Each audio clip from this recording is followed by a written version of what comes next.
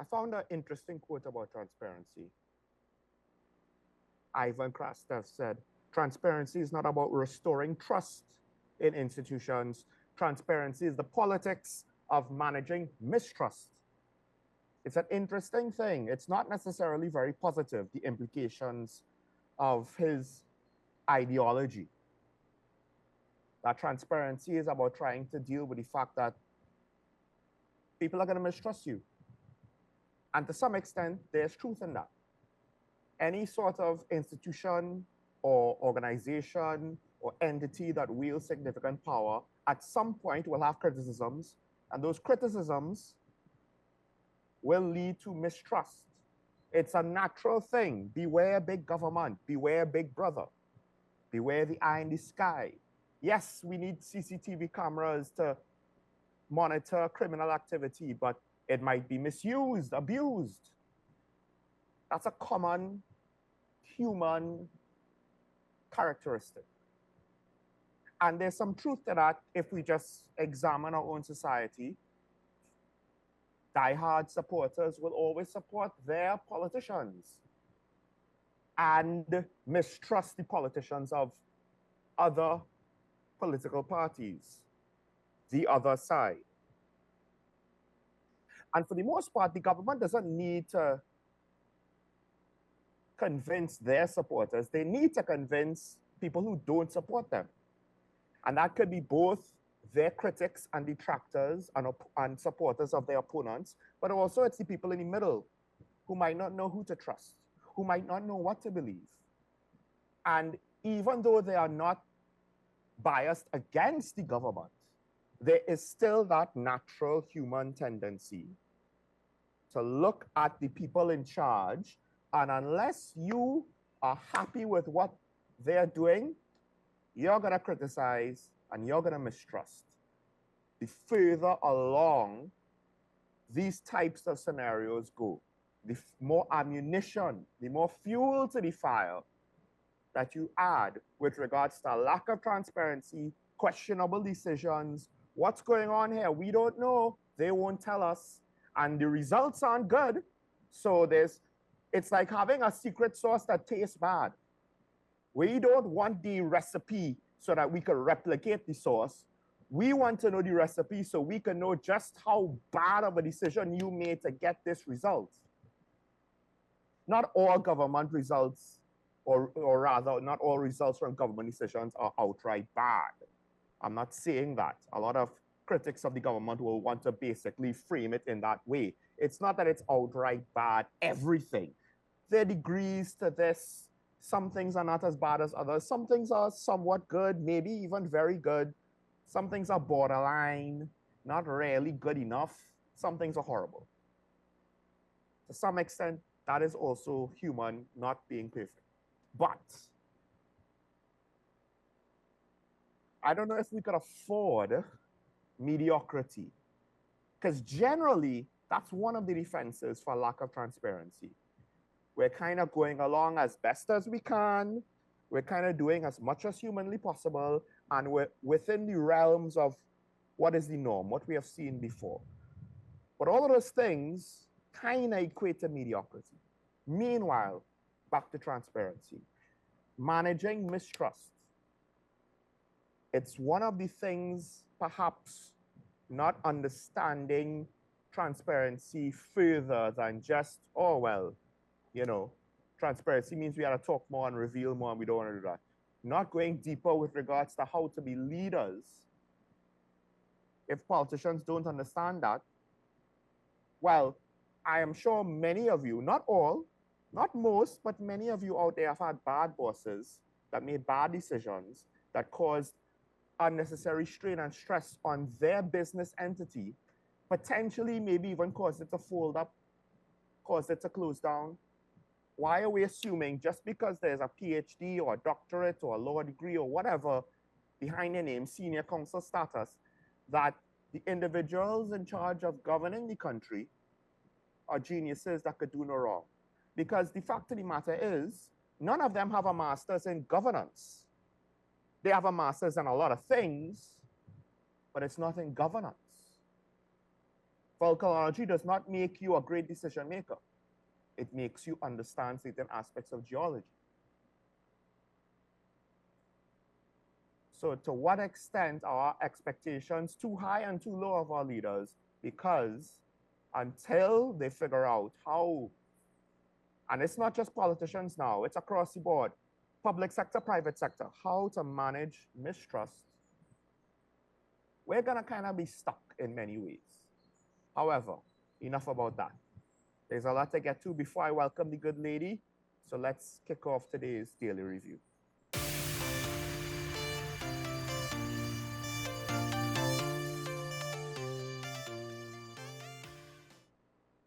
All right, so we'll get further on into a more general focus on crime, but I wanted to mention with regards to what's going on in Tobago, not just because I'm here, but because it's a very interesting situation where the Prime Minister, he has met with the Chief Secretary, I believe it was the National Security Council, or at least the parts that matter, right?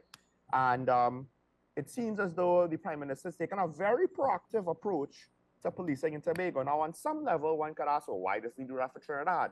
However, the thing about it is Tobago's situation does give itself room for the Prime Minister to do certain things with regards to trying to, first of all, they're looking at having a rotation of presence. They're looking at the fact that perhaps Tobago police officers, and this is not a knock on them, you need to understand, if you're a police officer in a jurisdiction that does not see a lot of violent crime, you're not going to have a lot of experience dealing with violent crime. So part of it is to get officers with more experience with that aspect of policing here to maybe help train up the Tobago police force so that they are not trying to play catch up as the violence grows. But also the Prime Minister pointed out something that most of Tobago police are from Tobago. The familiarity is not always a good thing. Sometimes it is, because you know the people, you know the nuances of the communities, you know, you're potentially better able to connect with the members of the community, to communicate. Maybe they'll tell you things they wouldn't tell another police officer. But the flip side is sometimes too much familiarity could be a bad thing, right? You kind of, your perspectives might be closed. You might be prejudging things based on biases with regards to who you know, making assumptions about their character because you've known them for so long. And sometimes that's good. Sometimes that will get you a proper result. Sometimes it'll get you a very incorrect result. Looking at potentially increasing the police presence. But of course, one of the things that was already on the horizon, already being talked about, and to be fair, the Prime Minister has not tried to go against this. It's the idea of a local Tobago police force. And it's the obvious path. You make municipal police. The municipal police can't necessarily directly help with violent crime. But as the Prime Minister explained, and this was more or less my thought as well, it will free up TTPS to deal with serious crime. And one might say, well, why do you still need the TTPS? Can't you have a proper Tobago police force? Well, at the end of the day, they'll probably have to end up being trained in Trinidad anyway, logistics, administration. It doesn't necessarily make sense to have a local full police force with a special unit and all of the trimmings, because it'll just probably still have to be attached and trained with the main national police force anyway, right? That's just practical. But to have a municipal police that could help with regards to local government functions, THA is somewhat similar to a local government body with just more executive power. That potentially could help, right? Because you still need people to do the less glamorous tasks, and you don't necessarily want your frontline officers to have to be doing the mundane things when you need more manpower to deal with the violent crime. The Chief Sec, he is apparently happy with what he has seen so far. He applauded the approach being taken, and it seems aggressive because, again, there are things that can be done in the situation.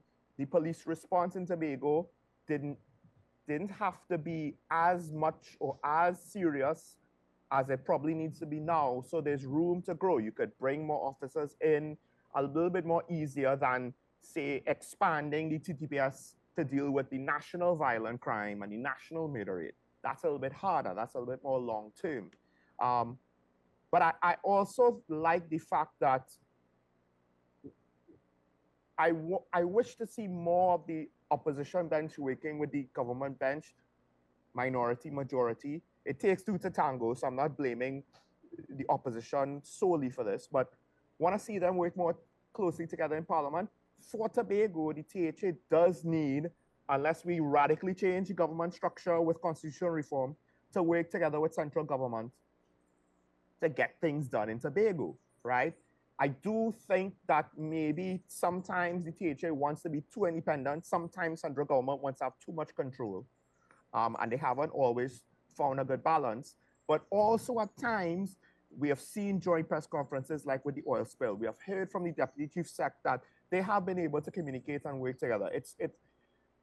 I'm hopeful that the relationship between the TPP and the PNM might not become as adversarial as the PNM and the UNC. However, we have to kind of wait for another election to see how that will go as the TPP kind of matures as a party. But I think this is a good sign. The Chief Sec is willing, right, to essentially have positive interactions with the Prime Minister, with central government, being able to work together and not looking to just be the opposition for opposition's sake, the opposing side. Now, more with regards to the plans for Tobago, because the Commissioner of Police also spoke on this, I believe, at the Joint Select Committee of National Security.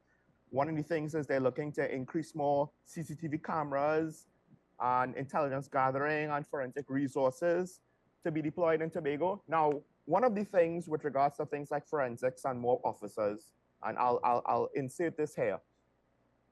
It's easy to say that we'll send more officers, send more forensic resources. The problem is we already don't have enough nationally. So to what extent is the opportunity cost of sending them to Tobago too high?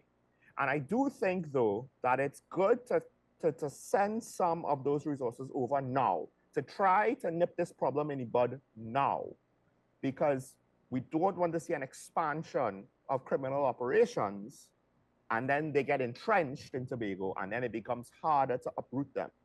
One of the interesting thoughts that I had with regards to CCTV cameras, and I think people kind of underestimate, Port of Spain is next to the sea. There's to some extent sea blast, and the salt water will lead to the sea blast corroding metal elements along the coast. It's not quite, I don't think it's quite the same as in Tobago, particularly certain parts of Tobago.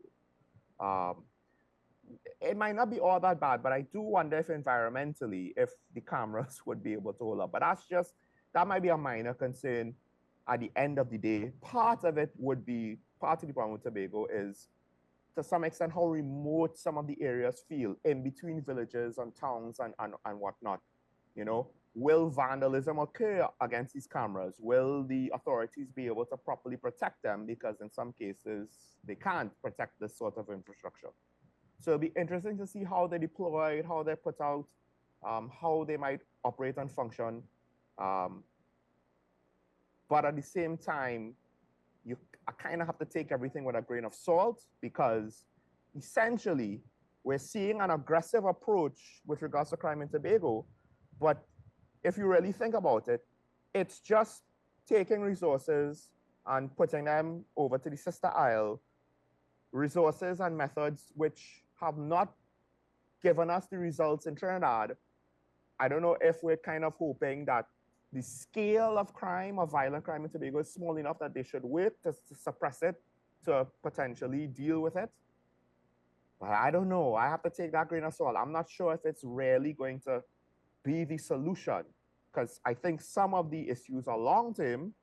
So despite the mixed reactions to the minister's efforts and the negative reactions on this show with regards to the competition, the song competition, we do also need more things like that. So I wonder to what extent now does the THA and the various government ministries have to look at the socioeconomic conditions in Tobago that might be fueling this situation, or also political.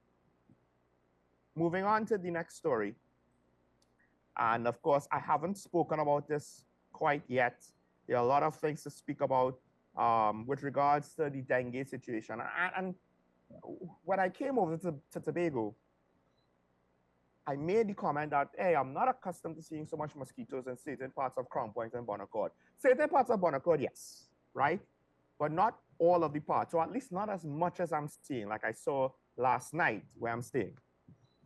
And I guess it kind of gave me a first-hand look or experience with regards to what parts of Trinidad and Tobago are going through when they say that. I think one part of Trinidad said they're in a mosquito hell.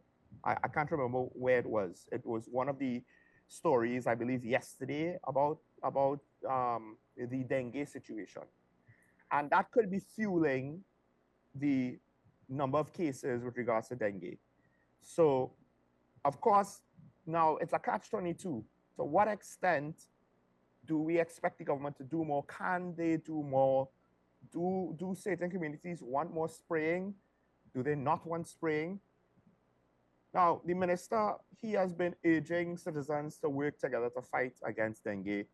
And he's been giving us some of the usual, and perhaps we're complacent and overlooking, remedies with regards to open water containers where mosquitoes could spawn. To some extent, those who've lived long enough should kind of know the drill, right? Of course, we've had heavy rains.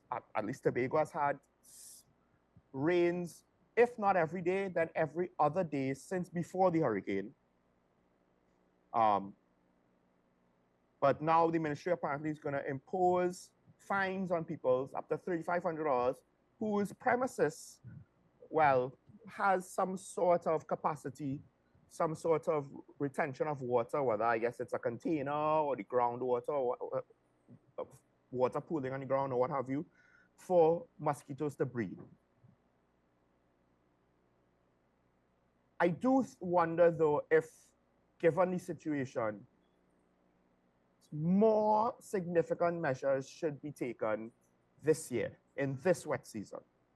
Now, of course, the opposition has come out with its own criticisms. The shadow minister for health is asking for the dengue figures, for the minister of health to come clean on the dengue figures. And he also made a comment, which I didn't necessarily agree with, that this might be the COVID of 2024. He didn't say that it was. I do believe he said that it might, but I do find that such comparisons should not be done, because dengue would have to get really bad for us to have to respond to it like COVID. That said, and then of course now, to some extent, the responses of COVID is not necessarily going to be the correct responses for dengue. The main issue is the mosquitoes, not people wearing masks or getting vaccinated. So there is that. But I wanted to highlight, it shouldn't be a public health emergency. I'm not too sure, what are the statistics to say that it needs to be. I know that COVID killed more people than our murder rate. So at the very least, we had thousands of people in a year. What is the death rate of dengue right now? Should it need to be that serious? Dr. Fuad Khan, he had an interesting suggestion, which I know works. I can't remember if I ever read about this technology being used against mosquitoes. Maybe it has been, and I just have forgotten. I know it works against a certain species of fly, which has been eradicated from North America all the way down to Panama.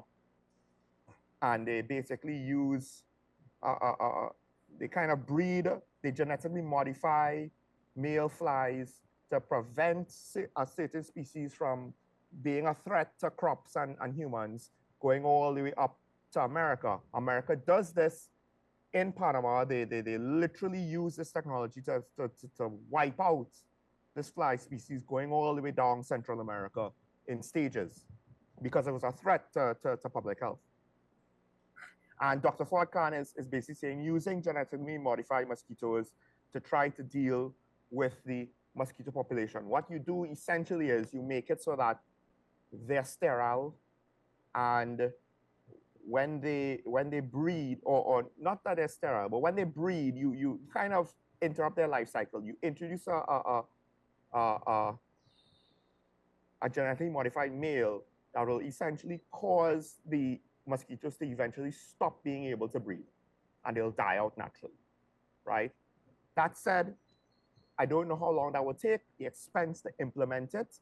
Maybe because CARFA is monitoring the situation, maybe regionally something could be done, or maybe even international partners globally, something could be done to kind of jointly develop a manufacturing base for this, or at least in the region, to kind of push this forward so we don't have to bear all the costs alone. Depending on what the cost might be, I don't know how expensive it may or may not be. Even if it's somewhat expensive, it might still be worth it. We very much underestimate what things like noise pollution, lack of sleep, party culture, sickness, dengue, etc., traffic, what they do to our productivity, and that translates to actual revenue, actual cash flow, actual economic monetary circulation. It does. It's just hard to calculate these things. But at the end of the day, I do think, you know, where's the ministries, whether it's local government or what have you, corporations, spraying neighborhoods for mosquitoes? And who does that in Tobago? I very much would like, I very much wish that would pass. You know, I'll deal with the smell for a little bit. That's fine. I'll deal with the smell, because this is getting a bit out of hand. It's not necessarily the worst that I've ever experienced, but I could imagine it's up there.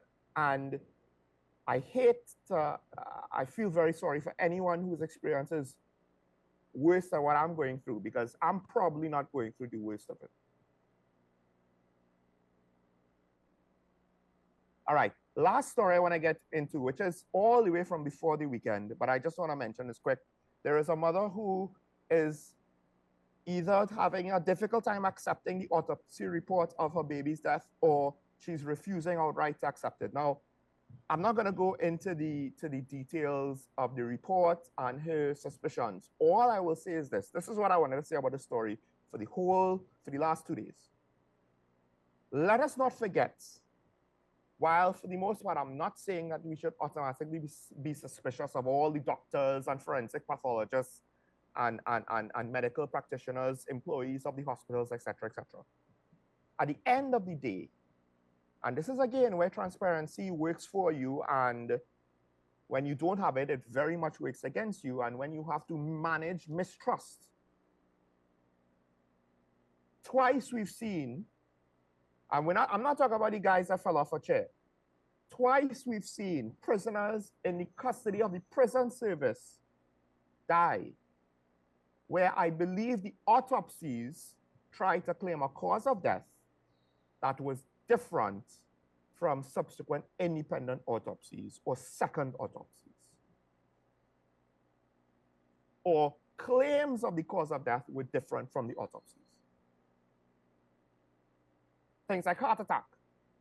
And then somebody else is like, but there's a whole set of blunt force trauma here. You sure it's a heart attack that killed him?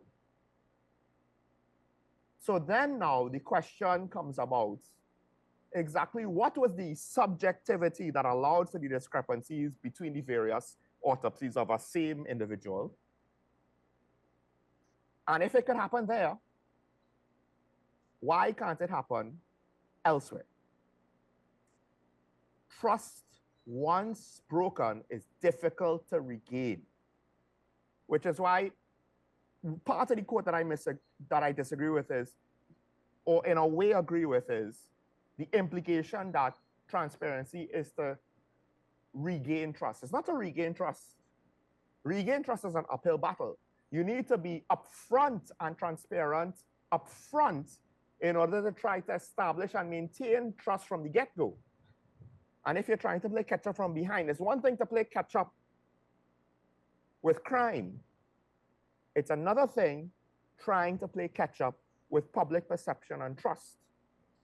And I don't fault the mother, despite the fact that I don't have much to go on, despite the fact that I don't know everything that happened with regards to what her concerns are, how realistic they are, you know, in a perfect world, we would be able to trust our practitioners that they will be doing their job correctly, because parents will be overly anxious, overly concerned, and will at times look to blame medical practitioners unfairly. But we live in a society where we have seen lines being crossed that should never be crossed, and you can't unring a bell once it happens. Now, let's take a break, and hopefully the good lady is here, and we will go back to a more holistic view of our crime, because that is the concern right now. Stay tuned to Talk About a WS, and we'll be right back after this.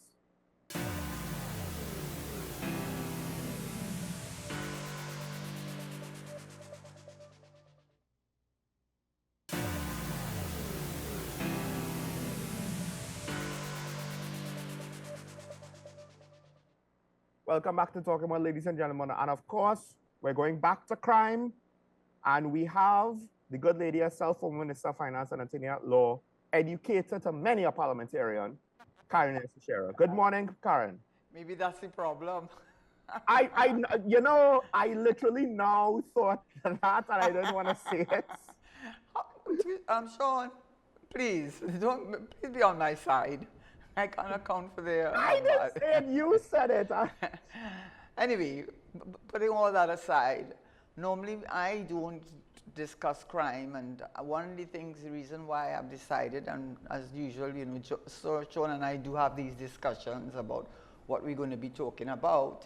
The reason why I chose to deal with the issue of crime is because it is very topical, and sometimes I think we tend to deal with the crime issue in what I call in silos, rather than looking at it from a cumulative, add up the points. As a former prime minister said, we need to be able to look at it and, you know, to put the points together. If you see me being a little distracted, it's because I had pulled up a data that I wanted to use to illustrate one of the points I'm going to make. All right, I got it back up. So what it is I'm really going to look at, as I said, I'm going to take a more focused approach to the issue of crime, and it's more in relation to the matters that have been in the news cycle within the last few weeks.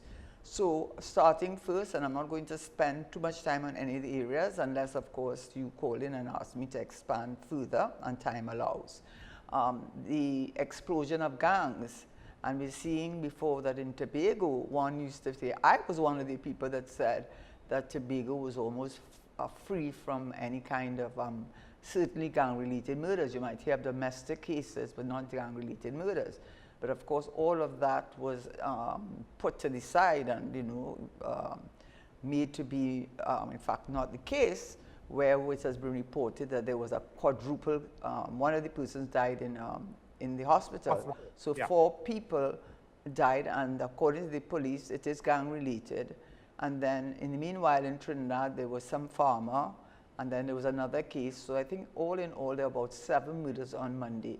Meanwhile, the police service commissioner, who I think is under extreme stress, as she should feel, and the reason being, number one, it is in the papers again, that last year she had promised a 20% decrease in murder. Of course, everybody said that she should not have done that, and she really shouldn't have, because according to the newspaper, there was a 10% increase in murders.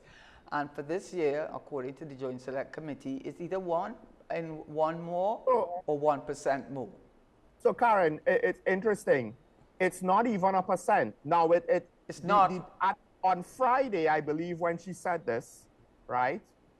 Or Friday or Monday? Monday, I think she said it on Monday. This, it was 2. 2 right? What? Between that point last year and this year, it was 2. 2 what? 2% or 2 more people? 2 out of 300 is less than 1%, ironically. Okay, so there we go. 1%, but it's less than 1%. I'm not laughing at that, but you know, there's a lesson to be learned, Commissioner, because now if I am assuming, I might be wrong, but if you did not add the Monday murder spree, which accounted for 7 murders, and all appear to be assassination style and not domestic cases, all of which involve the use of unlicensed guns, which is where the gangs operate. And the Trinidad Police Service have said, either in relation to the ones in Tobago, but in general, they have come out and said that when there are gang-related murders, they are usually related to the drugs. So what is the big mystery for this government and for the national security and for the police commissioner not to take a handle on the drug situation? Because we do not grow cocaine. Don't tell us about the marijuana, okay? Because you actually legitimized it to a certain extent. So, and that is not the problem here. The people who are involved in the multi-billion-dollar business, it's not the marijuana, it's the cocaine, and we are a transhipment point. We've been saying that for years. So what is it that you can't understand that your approach to it should start with our borders and making sure that we have the equipment and the boats, etc., and all the scanners, etc., working? What is the maths in that? What is the maths in that? I mean, when you read that a lot of those those CCTV cameras that you say, they find out that most of them are owned by the gangs themselves so that they can keep a track on the police. I mean, how ridiculous can you get? We are a small country. We're probably not even the size of Queens, the borough of Queens in New York. We're having this problem. I mean, what is that? So we have an explosion of guns, and that brings me obviously to the next point, because I said I wouldn't dwell too much on each point, but it's a fact that the gangs have exploded, and in fact they have migrated to Tobago. That is what they're saying. They're saying sleeper cells gone to Tobago. So instead of being able to cut down or reduce the amount of gangs, we are seeing them exponentially explode to the extent that Tobago, that people felt was a safe haven from crime and from murder, which is what people's greatest concern, you're hearing them saying there's sleeper cells now operating in Tobago. So what is that telling you? The crime has gone, the gangs have gone to Tobago. Yeah. I mean, how bad can you get? How bad can you get? And coming and tell, how bad can this, I mean, between the national security and CO and the Commissioner of Police, how bad do you want to get? Right? Now, that which brings me to the FUL, the firearms license. Now, that concerned our Prime Minister and, on record, admittedly, his very good friend, Alan Warden, who, by the way, I think has been charged, or his son has been charged, or they've both been charged for illegal quarrying. But I'm not dealing with the quarrying. I'm dealing with the issue where he said, if a Prime Minister, I was in government, if I get a WhatsApp from the Prime Minister, you think the Prime Minister is stupid enough to say, I want you to fast track this gun license for my friend Alan Warden? You think he's stupid enough to do that? Who would be so stupid as to do that? You dog whistle it, right? If there are over 20-something thousand gun licenses outstanding, and you, the Prime Minister of Trinidad and Tobago, sends a WhatsApp to the Commissioner of Police, and by the way, the only person under the law, Firearms Act, the only person under the law that can grant a firearms license is the Commissioner of Police. And you send a WhatsApp as Prime Minister to the only person that can grant a firearms license to inquire about your very good friend and co-Tobagonian, I know you're in Tobago, I'm sure, co-Tobagonian, Mr. Warner, asking about the status of it. What is that message? If I got that message, I understand what that message means, you know. You'd have to be, if you ask any reasonable thinking person, they understand what that means, right? Not only do you say that, but according to what they said it's in the WhatsApp, you also are volunteer to come and collect it yourself. You, the Prime Minister, go in and collect. What that is telling you, that has to be telling you, I am telling you that I expect to get that just now. I don't expect you to tell me to come next year to collect that license. I'm telling you without saying it in black and white, because when the WhatsApp message is read out, I don't want them to say, Mr. Commissioner, I want a gun firearms license for my good friend Alan Warner, and could you have it ready for me next week, and I'll come and collect it. Who would do that? Not a prime minister that has over 30, 35 years experience in politics. As Mr. Manning used to say, right no man and wrong no woman. And I learned that. You're just very careful what you put because it will come back to haunt you. And it's haunting him. So I don't care what explanation he tries to give and what makes it more upsetting. And I don't hold any brief for Mr. Gary Griffith at all. But if there are 20-something thousand these licenses outstanding and the only person to grant it is the Commissioner of Police. And if there are many people, I know that his friend Mr. Warner may very well be justified and qualified for getting a license. Nobody's arguing about that. But so are the 20,000 little small men, businessmen who are getting extortion according to what you read in the papers. They're being extorted. These people coming around and telling them, well, you have to pay them this for protection money. You know, it sounds like any mafia. This is like a mafia talk, right? But that's what is reported in the paper. So nobody's saying that Mr. Warner didn't qualify for it. That's not the issue, and you know that is not the issue. The issue is that you clearly, it is reasonable for one to conclude that you use your position as Prime Minister to get the Commissioner of Police to take your friend Alan Warner's application and put it as a high priority, so much so that you were going to come and collect it in front of the many thousands of other people who equally are being under stress, businessmen. Yes, Sean?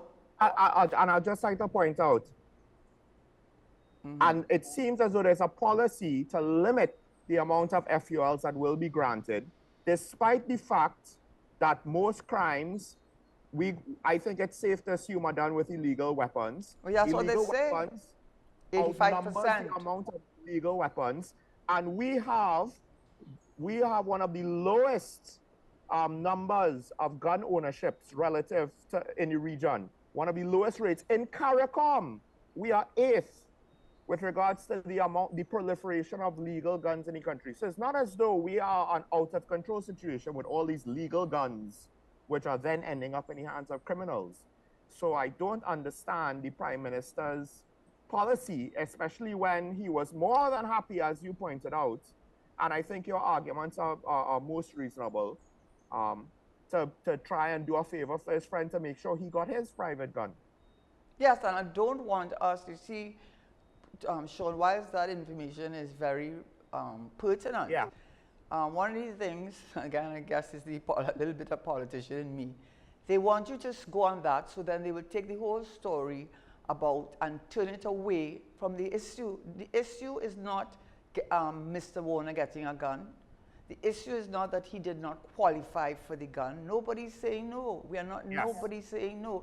That is not this. The issue is that you cannot say that if I sent a WhatsApp message as the Prime Minister to the Commissioner of Police, who's the only one by the law of the Act that can grant that license, and then I even add that I will come and collect it myself.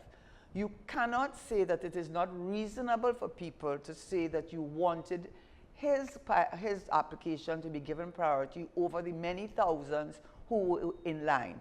And that is the issue. So even though that information is very relevant, I don't want us to go down that road, because they would love us to go down that road to talk about, go down that road. That is not the issue, and I want us to stay on the issue. The issue is giving priority. Apparently, any reasonable person would say that is what you did, and it's again not in keeping with the transparency and accountability and all the things that we supposed to stand as you as the Prime Minister and leader want to talk, I mean, as the height of hypocrisy, and I take no brief from Mr. Griffith at all. So from the FUL, I wanted to move on because one of the issues that has been a major issue is the SSA. And again, I am going to, now the Prime Minister spoke on it, and I think a lot of it is fear-mongering. I am not going into I want to keep my comments very focused, because what they want, like you to do, is to go off the point, and so that they take that little point, as a lawyer, I know that, take that little point and they run with it. And everybody forgets the main point you are making. My understanding, and it's a form of fear-mongering, and politicians are known to do that. Keep the people so afraid they might not like your government, they may not like your leadership, but they feel, oh God, well, he or she will handle the situation, so boy, this thing frightening, boy, we can't go through another coup, whatever it is. Because what the Prime Minister led us to believe, at least led me to believe, and I really got concerned, to be honest, when he said about the buildup of ammunition and buildup of guns by the SSA at this, wherever they have a center. And then following it up with that the information is being revealed in the Parliament. If you were in America, you would have gone outside, you'd have got your press secretary, you'd have got your Minister of National Security, you'd have done all of that and be more transparent. But then you're using the cover of Parliament to say to us that it was like they were building up this sort of coup attempt to destabilize the country without, and then saying because of the bill of ammunition. When you said that, this is not right for you to have done that. What is the fact, according to the former commissioner, for whom I hold no brief at all, it says the Komoto barracks was under the special anti-crime unit when the PNM government took over. They handed over the Komoto barracks to the SSC. I think the Komoto barracks is the defense force, right? Yeah. Or a facility attached to the wider base. Okay, but this is the point for the ammunition and guns. Okay, this is the point. Why the Prime Minister didn't mention this? Why he didn't mention this? Because if you had mentioned this, then people will understand. This is the point. By doing that, hundreds of thousands of rounds of ammunition, the SSA became the custodian for this ammunition. They also became the custodian for hundreds of weapons that belong to the Defense Force and the police. And they're also a training ground for national security. So they are provided with ammunition and guns to assist them in their training. Why didn't you say that?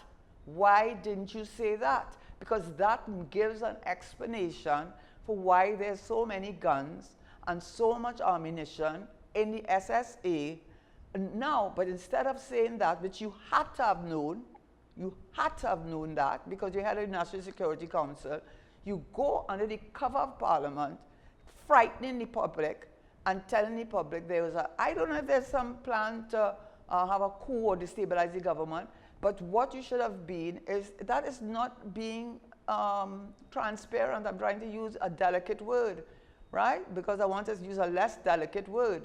But there are signs, you can do the same thing by commission and omission. And you had a right, if you wanted to say what you said about the buildup of ammunition and guns, why didn't you say that this same government, I understand, moved the Komoto barracks to this SSA's central location? And in doing that, they got hundreds of thousands of rounds of ammunition and thousands of guns. That's why didn't you give that part of the explanation? Because it would have taken away from your fear-mongering. It would have taken away from the fact that you wanted people to stand in fear that these people in SSA were planning a coup. I don't know if they're planning a coup, but what you had a right to do was to tell the whole truth or nothing but the truth, so help you God, right? And that is unfair, because now I read that. I say, well, now I understand. Now I understand why he didn't say that. Right? Why he didn't say that? They don't do things just by chance, standing up in Parliament and saying that. And if I am wrong, and if the Commissioner of Police is wrong, correct us. Because I am relying on what is reported. So if the report is wrong, that the Komoto barracks was not closed down, and if it is wrong that ammunition and guns were transferred there, and if it is wrong that they used it as a training facility and other arms of the national security actually send guns and ammunition to assist with the training, if all of that information that has been put out is wrong, come out of Parliament, have a press conference. You like to have press conferences. Have a press conference and clarify that. Please. I think part of it is, the question is, to what extent was this, but whatever the situation is, caused by mismanagement and lack of oversight? What do you mean? And that might be the answer why they don't want to reveal everything, because to what extent, and this was a question that I had from the jump, the opposition asked it as well, to what extent is the government responsible for some of the things that happened, and now they want to point fingers at somebody else? Yeah, but again, this is what maybe again is the lawyer in me. I know there are other issues because he also said there was a cult. Right. Now, if I correct, and the Prime Minister has the opportunity to correct it, because I just rely on what is reported, and if it is not correct, then you have every opportunity at a press conference. But please don't call me names or be nasty and aggressive about it. Be dignified. Be dignified, please. You'll get more respect from people if you handle it in a dignified manner, as so many of the leaders in the Caribbean can teach you that lesson. They should have a class and you should attend it because you clearly have not learned the meaning of that. Okay, so you should call a press conference, not go on the Monday night, that kind of bacchanal thing, because you're talking to the people of Trinidad and Tobago, not your party followers. And let us clarify this. So I also think the use of the word cult, according to what was said, there are about 400 employees of the SSC, from the cleaner down all the way up, my understanding. And out of the 400, apparently there are only 6 of those members who are members of this church. And none of them have been charged with treason. None of them have been charged with any offense. But you're going in the cover of Parliament, where you cannot be sued for defamation, and calling out that there's a cult. But why haven't these people been arrested if you are bold enough to say there's a cult? How could a cult amount to 6 out of 400 people? Is something not right about that? The math's not mathsing. So I don't want to go off the point. It clearly says to me that, quite apart from the fact that I felt you misled the public by your statements, I also, before, 2 weeks ago, I said that I wasn't going to talk about it, the SSC, because I felt there's a lot more in the motor than the pestle. And I wasn't in a position to feel that. So I know there's much more. But I want to make the point that the press conference should be there and clarify what you mean by the cult, how many members, who has been charged, who has been arrested, what is the charge? Is it treason? Because that's what I think it would have to be. And how many and also, is it true what I had said? I just want you to do that for the country. Right. I just want to clarify, because there were some people, a small amount, 3 or 4, who were charged, but they weren't charged for anything like treason. They were charged for misbehavior in public office with regards to possession of prohibited firearms and ammunition, things like that. So Karen's point, people might want to say, oh, Karen don't know. No, her point still stands.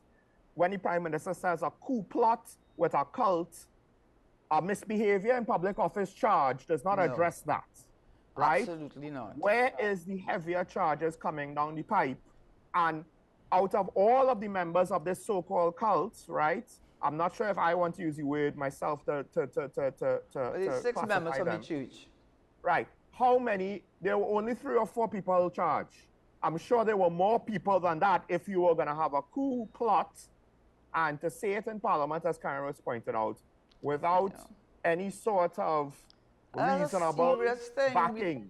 We've had a coup in this country in 1990. I mean, you have to be more responsible as a Prime Minister, man. Oh God, it's not Monday night. And even that, you are Prime Minister. I don't know. Sometimes I feel you think you're in opposition, Honest to goodness. The way you behave, you don't behave dignified and as if you are the leader of a country. You look mere motley. Dr. Ishran Ali, Minister Holiness. Oh God, I felt so proud when I heard him on international television. I mean, it's the truth. I'm not saying that to hurt or to be disrespectful, but I know that is the view of many people. So, you have a year to try to rebrand yourself. I'm sure people give you advice. I'm sure you have people who telling you, thing. And you need to be more, dignified. You need to be more, what shall I say? be what you said you were going to be when you first won the first election, that you were the prime minister of all the people, and people were very happy to hear you say that. You know, it was a sigh of relief. So clarify those things at a press conference, and please try not to name call, because nobody's doing this to name call. People are doing, I'm doing this because I feel a responsibility. And I want to quickly, because we're running out of time, but it is in a way related to this bail amendment, which I really, again, will not have time to look at, because the whole issue with the Bail Amendment Act came out because of Achille Charles having spent 8.5 years in remand. And for people that to understand that, remand means that you are waiting the decision of a magistrate to determine whether or not the evidence that the police have collected is sufficient for you to be charged with the offense. So you have not been charged with any offense.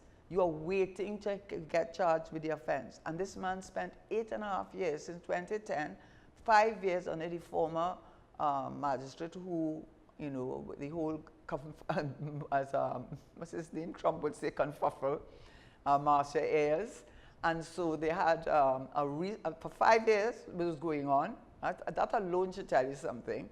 And then in the last 2 years, the new acting chief magistrate said the police had not presented sufficient evidence for this gentleman to be charged with murder. But he went to the Privy Council. And just to give you an idea, because I don't think I'll have time to go through the Bail Amendment Act, Mr. Williams, who's from the University of the West Indies, did an article, and he got his source of information was the Trinidad and Tobago prison service, but that dates back to 2018. The first thing I would say is that the mean time that men spend on remand waiting is between 5 to 10 years, the average, and for women 2 to 4 years. But what is even worse, and these are his figures that he said he got from the police service, and he used us as examples. So he gave the offense using obscene language. Average time spent on remand, 5 years and 6 months. What is the sentence range? A fine of $200 to 30 days imprisonment. So you spend 5.5 years to decide whether you're guilty of use of obscene language, to be told the maximum sentence for your imprisonment is 30 days. Right? That making sense? Failure to pay maintenance, average time spent, 6 months. And they say sentence range is 6 months imprisonment, may be increased depending on whether it's a first or second or third offense. Breach of a traffic regulation, 1 year. A fine offense in this category do not attract a custodial sentence except where there's failure to pay the fine and a warrant is issued. But you spend a whole year of your life in remand. And then malicious damage, 2 years and 3 months, and the sentence for that is 2 years. So many people are spending more time waiting to find out whether they should be charged with the offense than the maximum sentence for the offense. This is coming from Mr. Williams. Oh, he said, as I said, men, the average time is 4 to 10 years, and for the females, it's 2 to 4 years. And you don't find something wrong with that? And that's what happened to Achille Charles. He spent 8.5 years of his life waiting to hear whether or not he should be charged with murder by the magistrate, only for the magistrate to say the police did not have enough evidence to charge with murder. 8.5 years of his life was. So he went, and this is where the Bail Amendment Act came in. And without going in, I think I don't have time to look at it. Because it, you know, I've well, run out you know what? of Maybe time. we should take a break. And when we come back, Karen, we could go a little bit until before we take the phone call. Yeah, and once the phone calls come, I will stop. Okay, so folks, we take a break right now. This bail thing, I think, and we've spoken about it before, but it goes back to understanding some of the issues with the criminal justice system so you can make informed decisions. We have an election coming up. So let's stay tuned, and we'll be right back after this.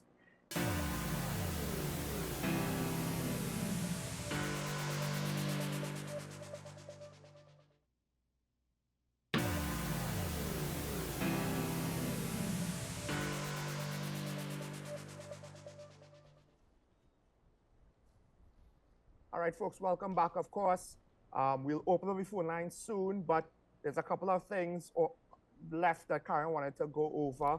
Things that I think, it might seem boring and mundane, but these are, unfortunately, governance relies on highly technical, boring things be done right. And when they're done wrong, we get the results, we feel the results, and then we want to know, well, how did this go wrong? We need to listen to the explanation now. So, of course, I think it's two things, bail and the death penalty. To some extent, they're intertwined. I have time enough to really deal with them in any detail, but both of them, what they have in common is that they are governed by what they call the savings provision in our Constitution, both independent and Republican. And what it really says that any law that existed prior to independence, even though it offends Section 4 and 5 of your Constitution, and 4 and 5 are the provisions that talk about your rights, your human rights, freedom of expression, all those kinds of things. Even though it offends that, it is still a good law, even though it does that. So the question, of course, is both with the Bail Act and the death penalty, they were both acts, the acts that govern both of them, well, especially Death Penalty Act, it was subject to the, what you will call the savings provisions, which is Section 6.1. And the savings provision talks about an existing law, which essentially says that if this law was in place before independence, even though it offends the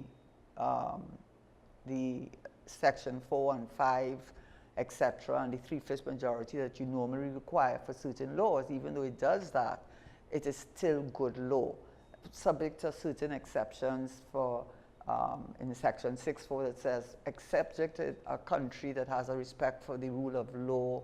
So it, talks about proportionality. So without going into much detail on that, when it came to the death penalty case, England is really anti-death penalty. So our laws, Section 4 of the Offences of Persons Act, says that the penalty for murder shall be death.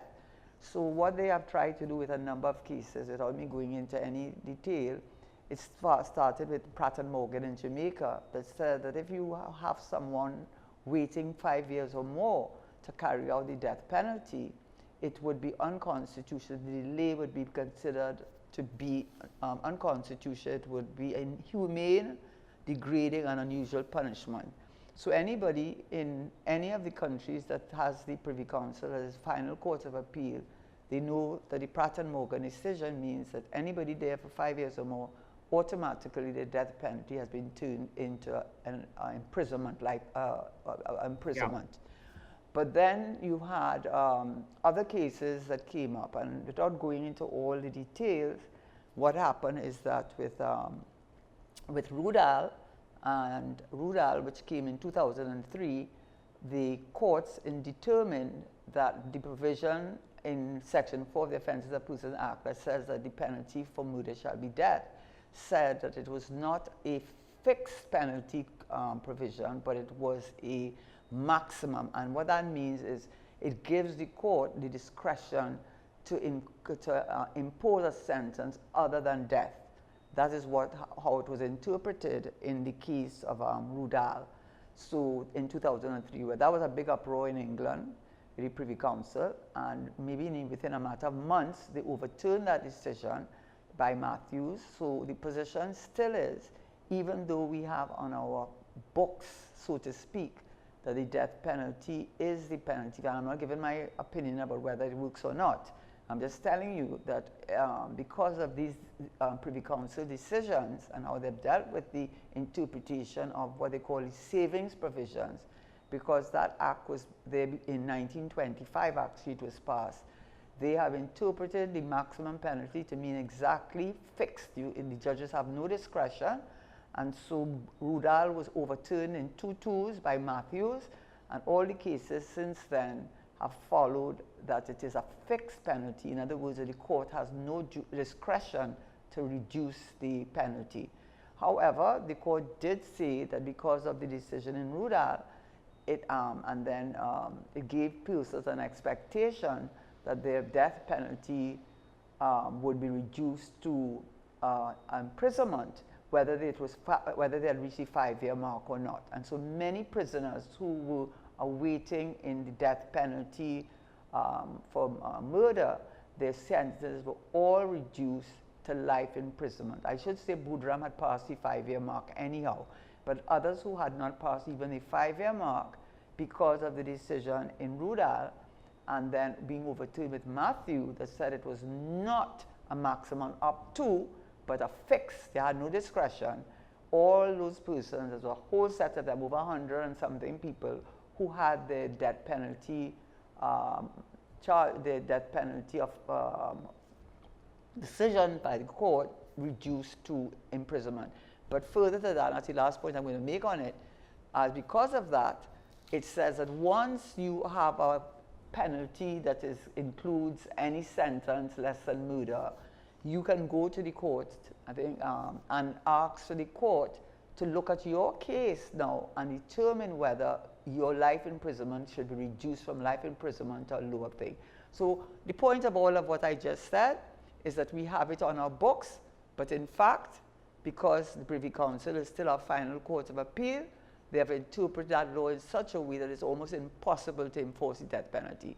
Whereas in countries that have gone to the CCJ, most notably the Barbados and St. Kitts Nevis case, they have not interpreted the provision that way. They have said that the judges do have the discretion and it's not a fixed penalty, but a maximum penalty, and they've had some very strong words to say about that. Well, I think it's not just the Privy Council, it's also the fact that our processes move so slow. The Privy Council gave us a time frame that it might be a bit of a burden that we can't meet on one hand. On the other hand, one has to ask, why does it have to be so long to go through all of the appeals processes and so on and so on? Why is the trial process so long, the pre-trial process so long, et cetera, et cetera? And assuming that some of the issues between the pre-trial and the appeals process are similar, I don't have a lot of hope that the government could sort it out anytime soon, in which case you're correct. For all intents and purposes, the Privy Council ruling is not something that we could overcome. And now the question is it right to switch courts so we get a more favorable ruling? I think that's an interesting question. Yes, and I just want to make it clear. It's many years now that they said 5 years or more, it's unusual and cruel punishment. But a lot of the persons who had their death penalty cases, where the convictions reduced to life imprisonment, many of them had not reached the 5-year mark. And it was because of how the Privy Council interpreted Section 6 to say it does not give any discretion on the judges to exercise anything but the death penalty, whereas in other countries where they have gone to the CCJ, they have interpreted it in such a way that it gives you that discretion. And they had very strong words to say about us continuing to maintain these constitutional, colonial hangovers and not assert ourselves as independent countries. I think Sir Dennis Byron in the Bmobile case had very strong words to say about the fact that we have continued to allow the Privy Council to really, in effect, decide our law, because that is what you're dealing with, and that's a law, that is a parliamentary law, that is statute law. They are really, by their decisions, giving ensuring that the death penalty cannot be carried out in this country. We would have to leave the Privy Council for us to do that. Now, with that said, we'll officially open up the phone lines now. I do have something else that if no one calls, I'll ask you, Karen. But folks, now's the time we open the phone lines. It's time to hear from you, the viewer. I know we always mention the death penalty when things like this happen, because there's still people out there who say it's time to resume hangings, but I don't know if they fully understand why we have not executed a convicted murderer in quite some time. So call in, have your say. There are other things to talk about. I do wonder if anyone could call in and tell us their experiences with the current rainy season and the mosquitoes and the potential dengue. I myself Karen, I myself feared last night that I contracted dengue just, Seriously? randomly. Yeah, because there's just a lot of mosquitoes around, just a lot of mosquitoes around Yes. Even the at Crown my Point, home, as I have Bonacron them, I had to area. close all my windows up. I wish I could do that, Karen. I wish I could do that. Also, it's very hot. It is, well, for me at least over here. So closing up all my windows is not so much of an You're option, getting a steam bath. unfortunately. So folks, call and have your say on that and any other topic. But while we wait for any potential callers, Karen, I did want to ask, because I asked Senator Lashmidial this yesterday. We were speaking about bail amendment. One of the things, because you point out again, it's murder. There's no degrees of murder. There's no murder one, murder two. Yeah. If I gunned down multiple people or if I committed a crime of passion, it's the same murder. Or even if I did a questionable act of self-defense, It is it's still reduced just to murder. manslaughter, though. You know, Well, there's okay, it could go to provocation. manslaughter, right? We The do have that. number of cases where persons have killed someone, but the charge is not murder, it is manslaughter because there are a number of defenses that the law recognizes, and some of them are not Right. even defenses, but if you are insane, and there's a definition, McNaughton rules dating back to the 17th century, if you are deemed to be insane, that you didn't, well, I wouldn't want to go into all the details, you will be detained at Her Majesty's, well, at our President's pleasure at asylum. So there are lots Well, of... I wanted to ask about if we needed to have different classifications or degrees of murder, but hold that thought. We have Mover on the line. Good morning, caller. You on the air? Good morning. Morning. Morning. Mr. Shara, I have a question for you. Are you saying that you believe that in a country of 1.4 million people, it is impossible for us to have cases go through all the different areas before within a 5-year period? No, I'm not saying that. But by the way, when we're talking about the 5-year period, is where you have been, you have gone through all those, the High Court, the Assizes, Court of Appeal. You have reached the Court of Appeal level. You have been convicted, and the courts here have said that, well, death penalty for you is that's when the 5 years start to count. And what a lot of, I mean, it's a person's life, right? So they go to look at these international organizations, human rights organizations, which I think we, in years gone by, when that case with, when they killed when 9 of them were hanged, yes, we no longer became a member of this human rights international organization because people were using that as a delaying tactic. But even if you get through with the delaying tactic there and you come under the 5 years, I think there's a general reluctance on the government's part to impose the death penalty. And, you know, strangely enough, in England, when they abolished the death penalty by their laws, so that you couldn't hang anybody or whatever, however they do it, inject you or whatever it is, they actually saw an increase in murders when they made yes, but that was that first year. And Okay. they've done lots of studies that show that when you have murders not, death penalties not on the table, it does not have that impact on the murder number. Based on what you have just said, I think we should be very careful Yes. whenever we say that we can't hang people here and make it sound as if it's because of the Privy Council. It is not because of the Privy Council. The Privy Council may have made it a little more difficult. It is we who create the problem, and it's up to us to deal with it. Yes. So because the average, I don't want to call party, but there are a lot of people out there who have been going around blaming the Privy Council for our government's failure, and also blaming the opposition for not supporting the bail bill.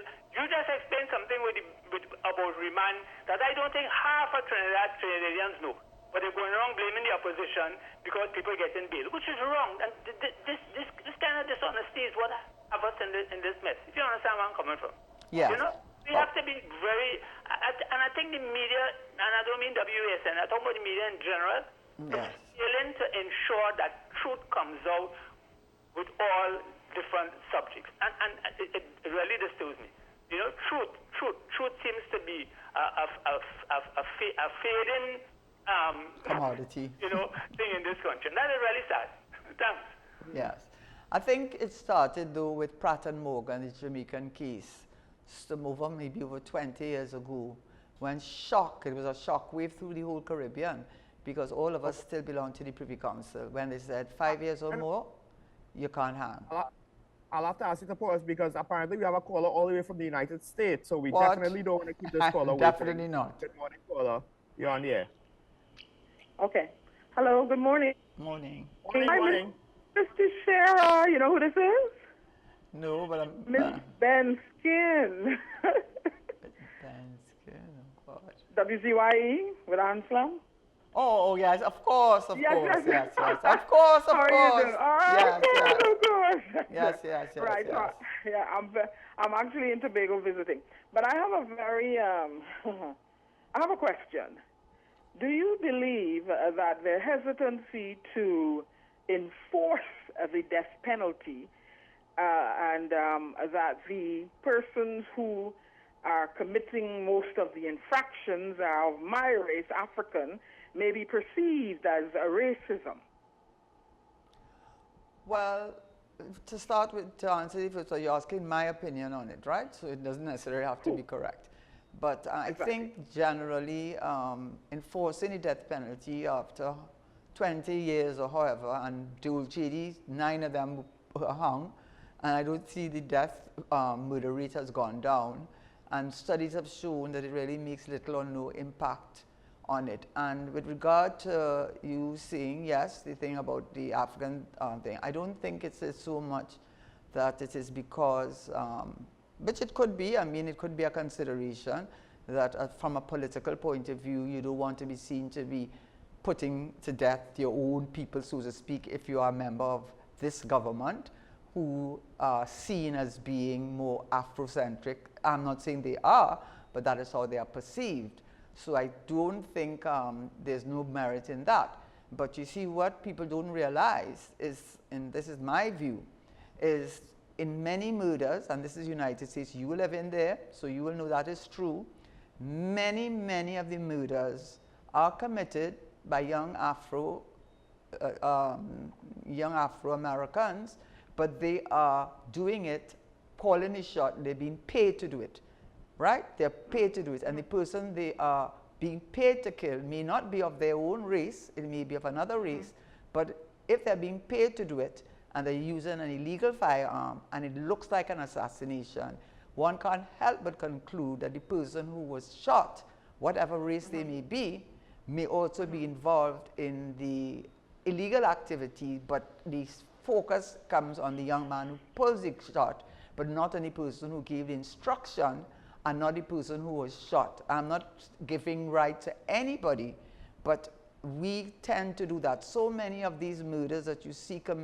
committed by these young men who just go in and target a person, or maybe just do fire shot, and there's the unfortunate casualty of young people who are not part of that. You saw that in Belmont recently. That was very sad.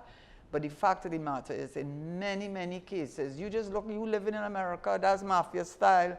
They get somebody who willing to pay them $5,000 to carry out a murder, and who they're killing is not an African man, it's a person of another race. And who gave the shot to call is not an African man, a person of a different name, but they're hiding in the background, and everybody will say, but that man who had a business, he had a decent business. A lot of them have friends. So yes, you have a point. You have a point. You have a point. There is this opinion or consensus that the gangs are affiliated and they're causing all the havoc. You know, you see the destruction of Haiti there.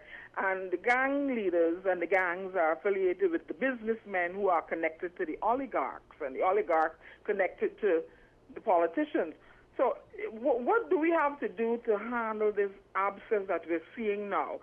Can't we, instead of the death penalty, go into societies and communities and, you know, create distractions in the form of after-school activities, et cetera, to steer the young mind in a different direction. Well, you see, I will agree that that can help, but you have to go to the root cause. And if the root cause, according to the police with the gang murders and assassinations, is related to the drugs, then you've got to go to the root cause. Because until you deal with the root cause, you are not going to get these young people who you're paying them $2,000 a month in whatever government program they are in, because they don't get work for whatever it is. I don't want to go into all that detail.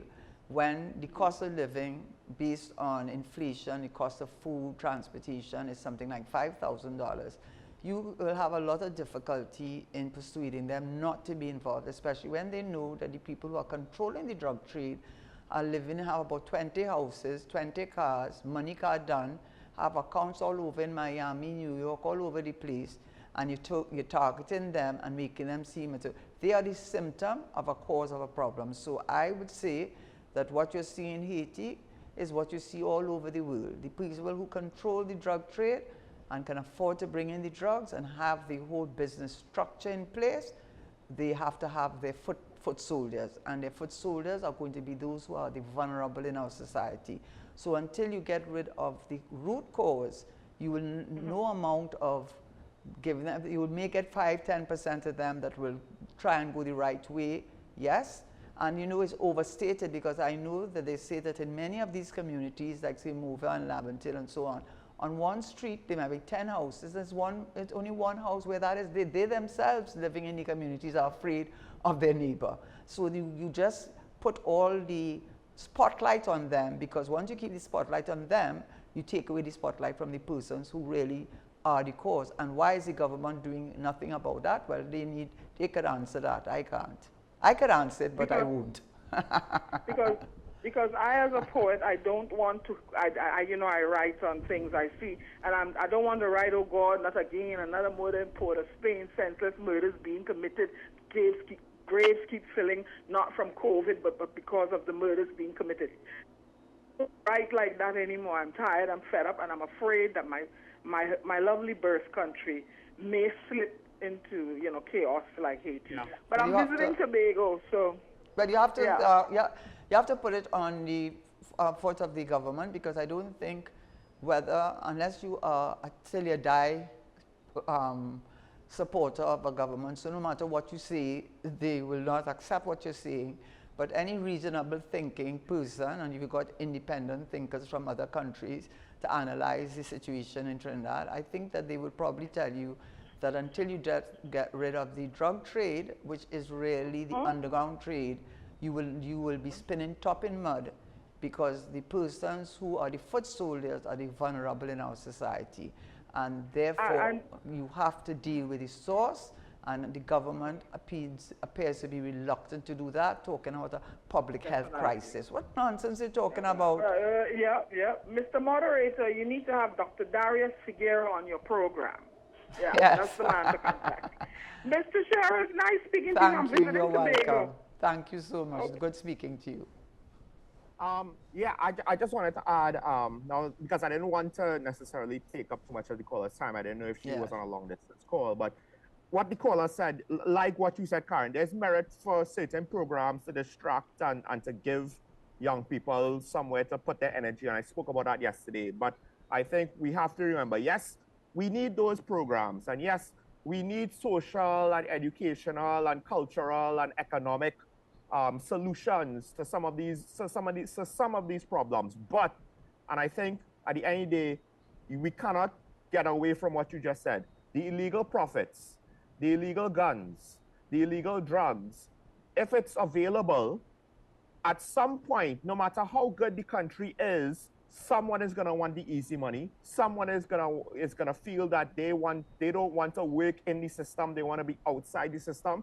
Someone is gonna think, I deserve more than everybody else, and they don't want to play by the rules. And we need to have consequences for these things. We need to limit the amount of illegal profit is available. If it's difficult to make money committing crimes, then criminals will stop. But if it's easy, they will continue. And while I do think we do need social programs and the like, at some point, a 9-to-5 job, no matter how legitimate it is and reliable it is, there will always be that element that might think, well, but if I, you know, smuggle something illegal, it's easy money, and they'll do it. And what the caller said is similar to what you've been saying and I've been saying. Haiti can happen here because what happens is as systems break down, protection rackets turn into businesses legitimately going to the criminal elements to protect them from other aspects of the criminal element. Yeah, That's when businesses feel forced to start to be more and more in bed with the criminals. And then the politicians get more and more in bed with the criminals. And it's a process over time. And it's a slippery slope. And it's difficult to pull yourself out of it, as now Haiti finds itself. And it can happen here. It might take a while. So It might take a long time. But it can. We have the Santana on the businessmen are line. criminals too, by the way. We have Santana on the line. Last caller. Good morning, caller. Good morning, Sean. Good morning, Karen. Morning. Karen, I listened to your comments this morning about this, what I would call a debacle with the Prime Minister coming into the Parliament and saying things and conveniently not saying other things. And I said that to Sean. I said the Prime Minister comes in the Parliament and talks about people planning plotting an overthrow, but yet they haven't put those people in handcuffs and charged them, which is just what you were saying. The Prime Minister is playing a game.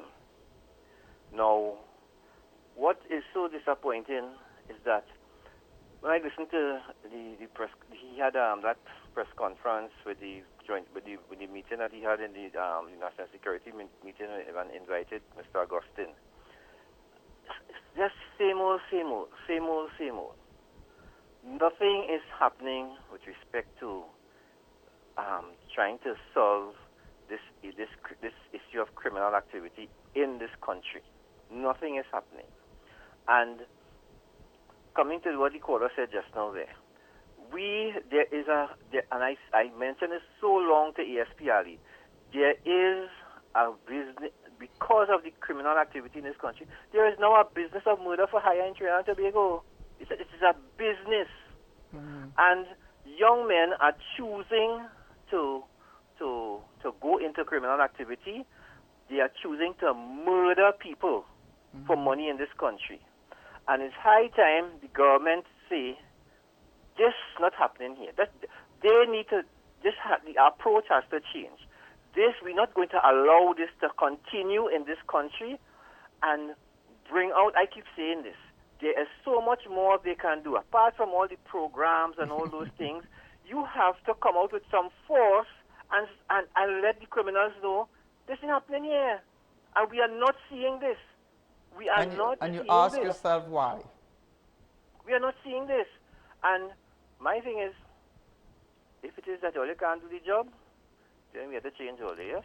Have a good day. Yeah, I don't think they can't do it, they don't see it. They do see it, right? And that's all I will say on that, because everybody, including you, we have all identified the source of the problem as the transshipment of drugs. In fact, the Americans were able to stop them using transshipment through Central America because of their intervention. And so, I think it's pretty clear. The boat's not working, the scanner's not working, the helicopter's not working, the Special Air Force thing, they're not working. I mean, you could go on and on and on. And so, as long as you are in a vulnerable position, you won't go in a middle-class home, generally speaking, where there's a mother and father and there's discipline and a thing to go to recruit. Yeah, they have some naughty, they have some bad boys, so they could get one or two of them. But generally speaking, you're going to the vulnerable communities where there's a little or no kind of oversight, and where there's a lot of poverty, and where they see that what they're doing is not wrong because they see the people who giving instructions are the real criminals, but they are being made to be the criminals. So it's, the government knows it, and why they're not doing anything about it, you need to ask them why. I think part of it is those young men, they don't seem to be so concerned about they expect their lives to be short. And it seems as though the government is like, well, all right, fine. You know, But it the is what government it is is. part, governments, you know, They're there are killing crimes each of other. It's commission not and affecting crimes us. of omission. How many Yeah. times have people said what the problem is? So stop telling me about, and all you're doing is making a group of people, many of whom are not involved in that kind of thing, go to church, have decent children, go to school, go to university abroad, many people. You are taking a whole group of people and brushing them, broad brushing them, and it's not fair, it's not right.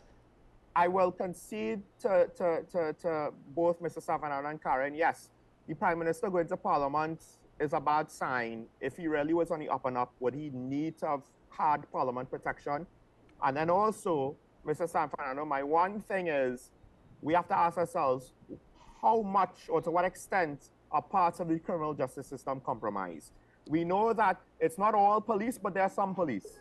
We know that the Coast Guard does not do a good enough job. The results say patrols of our maritime borders are not sufficient. It's open season to bring whatever you want to bring in. And I think part of what you said there, we don't even need to do extra. We just need to do things properly. Have proper coastal patrols. Do not allow corrupt officers to get target suspects But if you are part of the problem, you're not going to do anything about it. By the way, before we go, I know that we have done the time, but I think, I don't know if you mention it at all, but I feel a need to mention it, and it's not dealing with crime, but it's worthy of mention. Because every time I came on your show and on other shows, I would always say that the Minister of Finance put natural gas as $5 and never explained why. He just said it was less than the year before. Yes. And I couldn't understand, but you know, a smart man, he knows what he's doing. And the reason he did that is because in the same way, if the price of oil and gas go up 10% above the budgeted price, 60% of the at minimum must go into the Heritage and Stabilization Fund, that's Section 13. But Section 15 says, if your petroleum, which includes natural gas, is in a gaseous state, falls 10% below the budgeted price, then you can take 60% of the profits out of it. And he took out 139 million from the Heritage and Stabilization Fund within the last week and put it in a consolidated fund and use Section 15 because clearly we have not even come near to $5 per MMBTU. We have been in $1 and $2. So that would give him the opportunity to take money out of the Heritage and Stabilization Fund. I see your point there. That's an interesting point. It's Section 15. People can look at it. It's Section 15. It implies that he knew that it was going to be bad way in advance. And not only that, I mean, the prices for the whole of 2023 were in 1 something, 2 something, and his budget was in October, and that continued all up to now. It's still going on. So he knew that it wasn't going to reach anywhere near, I believe. He knew that he should have known, not he knew, he should have known based on all the data. And it allowed him under Section 15 to take out money out of the HSF. And he took out 136 million US and put it in the consolidated fund. And because you know why? Because he floated another bond. Because you know why? He could come and say what he wants to say when he bring the budget, you know. You know why?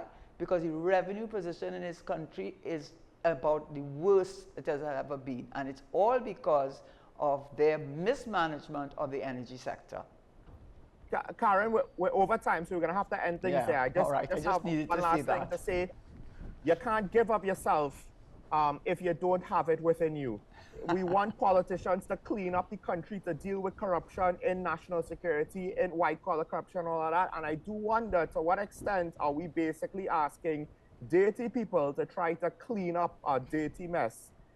Their fingerprints will still be all over the place, staying in the walls. Right now, with that said, I want to thank our callers, especially caller from the United States. Yes, thank you for that long-distance call, because I'm pretty sure it was not a WhatsApp call, folks. That was a legit long-distance phone call. Yes. Karen, of course, thank you for joining me, as always, on Wednesdays. And thank you very much, and I always look forward to Mr. San Fernando. Yes, Mr. San Fernando, I knew that voice very well, as with other voices, but like Digger Martin, etc. And good, we've stayed over our time, but thank you very much for giving us a listening ear. Folks, this is Talking About a WSN. Stay safe out there. Try and be as responsible as you can with regards to the mosquito problem. I know it's affecting a lot of us, but there's also other things. Don't let that distract you from the other issues. Now is the time to become more informed as we're coming up to the election. I know it seems like at best we have less of two evils, but don't think of it that way. Be proactive with learning about your country. Make today, however, as best as you can make it. You could do it if you try, as my course always says. Remember your allegiance to our Twin Island Republic. We will see you tomorrow morning. Bye-bye.